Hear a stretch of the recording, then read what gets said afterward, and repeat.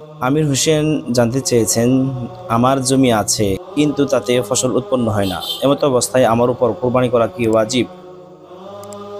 জমির থেকে উৎপন্ন ফসল যদি নেশাব পরিমাণ হয় এবং প্রয়োজনের অতিরিক্ত হয় তাহলে কোরবানি করা ওয়াজিব। আর যদি প্রয়োজনের অতিরিক্ত না হয় বা সমস্ত ফসলে যদি প্রয়োজনে ব্যবহার হয়ে যায় তাহলে কোরবানি করা ওয়াজিব না।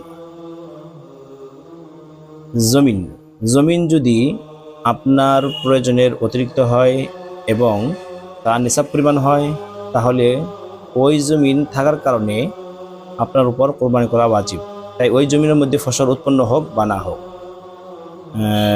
২ নম্বর প্রশ্ন, যে গত বছর কোরবানি ঈদের আগে বাড়িতে ডাকাতি হয়, সব নগদ অর্থকড়ি নিয়ে থাকলেও আমার কাছে ২ বিঘা জমি আছে, তা থেকে ২০,০০০ টাকা ইনকাম হয়। এমতো অবস্থায় এই ২০,০০০ টাকা ছাড়াও আমার সংসার ভালোভাবে চলে, আমার উপর কি কোরবানি করা ওয়াজিব ছিল গত বছর?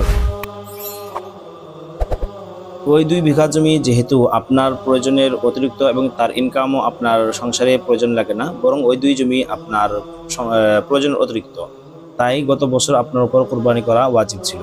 কোরবানি করে থাকলে তো ভালো, আর কোরবানি না করে থাকলে এই বছর ১ বছরের কমসে কম ১ বছরের একটি ছাগল আল্লাহ তাআলার রাস্তায় সদকা করতে হবে বা মূল্য আল্লাহ তাআলার রাস্তায় সদকা করতে হবে। আব্দুল হাকিম জানতে চেয়েছেন, যার কাছে লোকজন টাকা পয়সা পায় এমন ব্যক্তির জন্য টাকাদাতাদের থেকে অনুমতি নিয়ে হজে যেতে হবে কিনা, অর্থাৎ ঋণী ব্যক্তি সে যদি হজে যেতে চায় তাহলে ঋণদাতাদের থেকে লেনদেন পরিষ্কার করে নিতে হবে এবং মিটিয়ে নিতে হবে এবং তাদের থেকে অনুমতি নিয়ে যেতে হবে। অনুমতি না নিয়ে হজ করাটা মাকরুহ, তবে হজ করলে হজ আদায় হয়ে যাবে।